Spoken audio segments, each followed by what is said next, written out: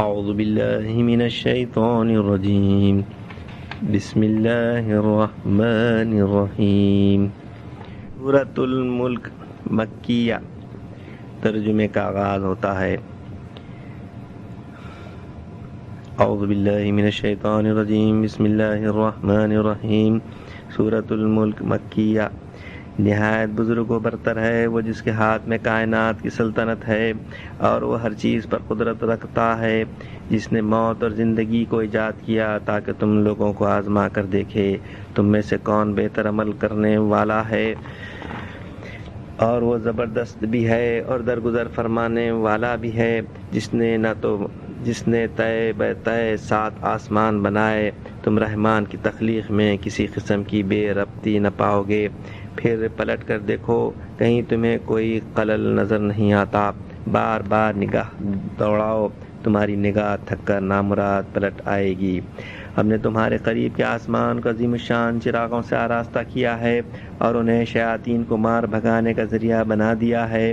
ان شیطانوں کے لیے بھڑکتی ہوئی آگ ہم نے مہیا کر رکھی ہے۔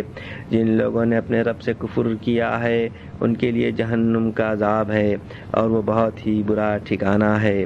جب وہ اس میں پھینکے جائیں گے تو اس کے دہاڑنے کی ہولناک آوازیں سنیں گے اور وہ جوش کھا رہی ہوگی، شدت غضب سے پھٹی جاتی ہوگی۔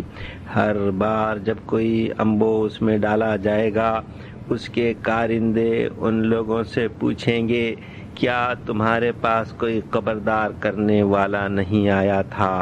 وہ جواب دیں گے ہاں، خبردار کرنے والا ہمارے پاس آیا تھا مگر ہم نے اس سے جھٹلا دیا اور کہا اللہ نے کچھ بھی نازل نہیں کیا ہے، تم بڑی گمراہی میں پڑے ہوئے ہو۔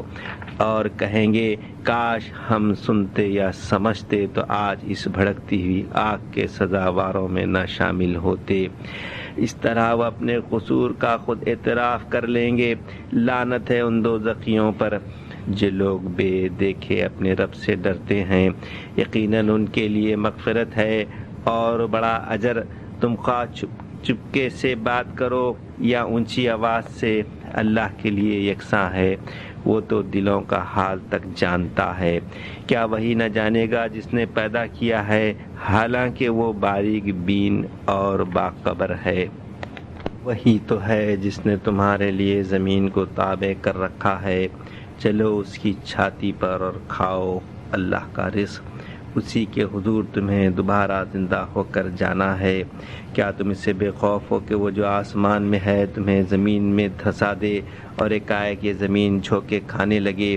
کیا تم اس سے بے خوف ہو کہ وہ جو آسمان میں ہے تم پر پتھراؤ کرنے والی ہوا بھیج دے، پھر تمہیں معلوم ہو جائے کہ میری تنبیہ کیسی ہوتی ہے؟ ان سے پہلے گزرے ہوئے لوگ جھٹلا چکے ہیں، پھر دیکھ لو کہ میری گرفت کیسی سخت تھی۔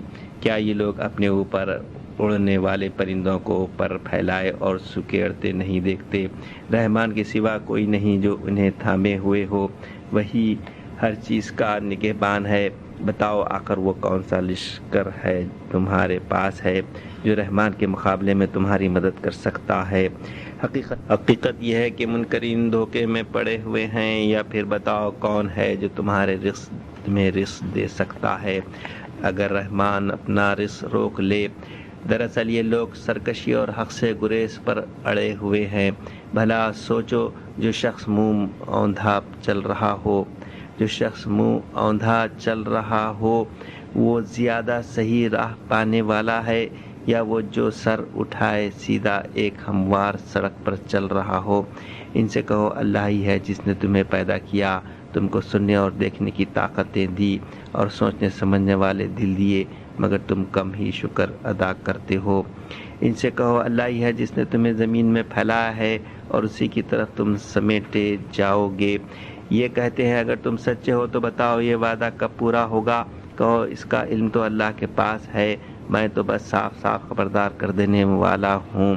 پھر جب یہ اس چیز کو قریب دیکھ لیں گے تو ان سب لوگوں کے چہرے بگڑ جائیں گے جنہوں نے انکار کیا ہے، اور اس وقت ان سے کہا جائے گا کہ یہی ہے وہ چیز جس کے لیے تم تقاضے کر رہے تھے۔ ان سے کہو کبھی تم نے یہ بھی سوچا کہ اللہ خواہ مجھے اور میرے ساتھیوں کو ہلاک کر دے یا ہم پر رحم کرے، کافروں کو دردناک عذاب سے کون بچا لے گا؟ ان سے کہو وہ بڑا رحیم ہے، اسی پر ہم ایمان لائے ہیں اور اسی پر ہمارا بھروسہ ہے۔ ان قریب تمہیں معلوم ہو جائے گا کہ صحیح گمراہی میں پڑا ہوا کون ہے۔